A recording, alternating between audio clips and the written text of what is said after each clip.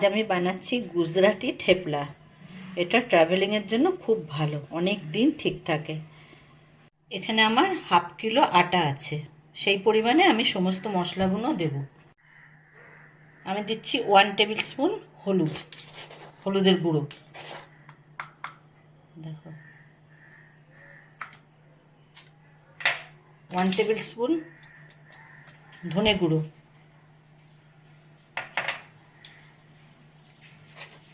1 table spoon Kashmiri লঙ্কার গুঁড়ো, এই দেখো। আর দিচ্ছি 1 টেবিল স্পুন জিরে গুঁড়ো, ভাজা জিরের গুঁড়ো।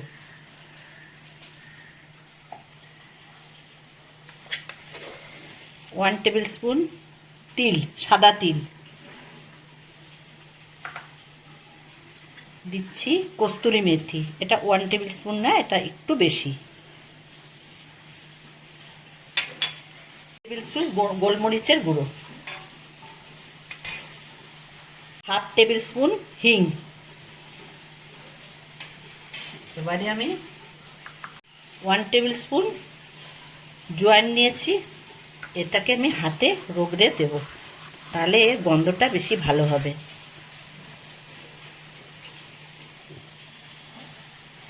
1 টেবিল স্পুন আদার গুঁড়ো। আদার গুঁড়োটা বাজারে কিনতে পাওয়া যায়, এটাকে শর্ট বলে, বা ড্রাই জিঞ্জার পাউডার বললেও এটা পাবে। এখন আমি দিচ্ছি টক দই, এটা 2 টেবিল স্পুন টক দই আছে। আর ওই সেম বাটিরই ছোটো বাটিরই 1 বাটি সাদা তেল। আমি যে বাটিটা তেল দেখিয়েছি ওটা ওই 2 টেবিল স্পুন মতনই তেল। আমি সামান্য বেকিং পাউডার দিচ্ছি, যাতে এই ঠেপলাটা অনেক দিন প্রিজার্ভ থাকবে আর খুব নরমও থাকবে। সামান্য দিলাম 1 টেবিল স্পুন নুন। আমার আটার অনুযায়ী 500 আটাতে আমার 1 টেবিল স্পুন নুন দিই। আমার সব কিছু দেওয়া হয়ে গেছে, এবারে আমি এটাকে ভালোভাবে মেলাচ্ছি।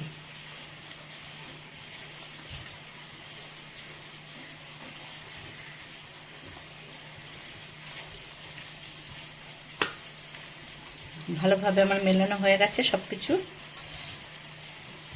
এবার আমি অল্প অল্প জল দিয়ে এটাকে মাখতে থাকবো, যাতে মাখাটা খুব সুন্দর হয়।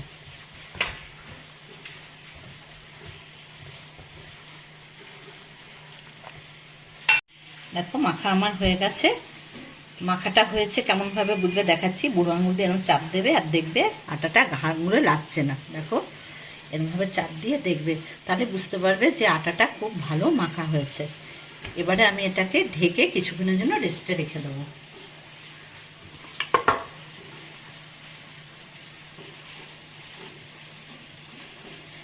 কিছুক্ষণের জন্য এটা আমি রেখে দেবো।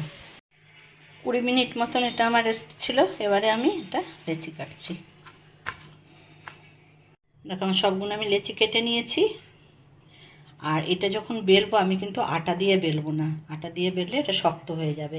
চালের গুঁড়ো নিয়েছি, চালের গুঁড়ো দিয়ে এটা বেলবো। আর আমি ভাজবো লোহার তাওয়াতে, কেননা লোহার তাওয়াতে ভাজলে না রুটিগুলো সুন্দর নরম থাকবে। ফ্রাই প্যানে করলে রুটিটা নরম থাকবে না, শক্ত হয়ে যাবে, কেননা তাড়াতাড়ি ফ্রাই প্যান গরম হয়ে যায় তো সেই জন্য। তাওয়াটা আমি একটু তেল ঘষে নেব ব্রাশ দিয়ে।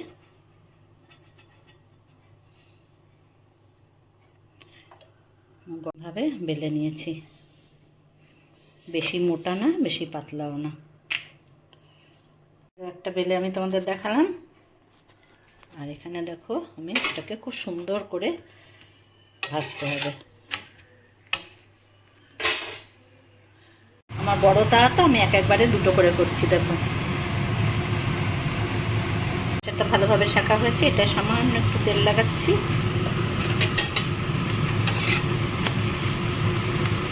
একদিকে তেল লাগালেই হবে, ওই দিকটা আর লাগাবার দরকার হবে না।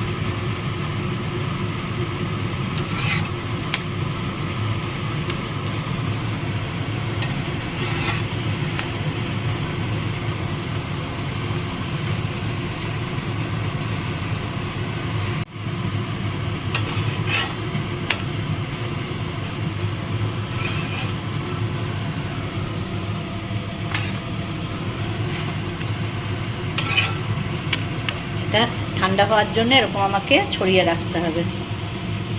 আচ্ছা, ঠান্ডা হলে এটাকে প্যাকিং করে তোমাদের দেখাবো।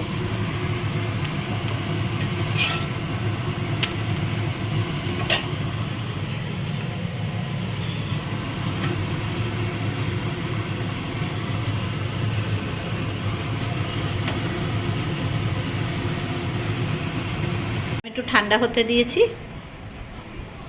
তোমরা যদি এটা অনেক দিনের জন্য, অনেক দিন মানে 1 মাস 1.5 মাস এটা থাকবে, যদি স্টোর করে রাখতে চাও ফ্রিজে রাখতে হবে, তাহলে এই ক্লিন র্যাপে ভালো করে এটা মুড়ে স্টোর করে রাখতে হবে। এরকমভাবে ভালো করে মুড়ে নিতে হবে এটাকে, বুঝছো?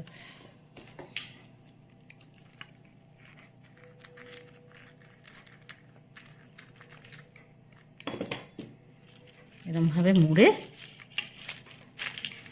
দেখো, এরকমভাবে মুড়ে রেখে দিলে অনেক দিন থাকবে।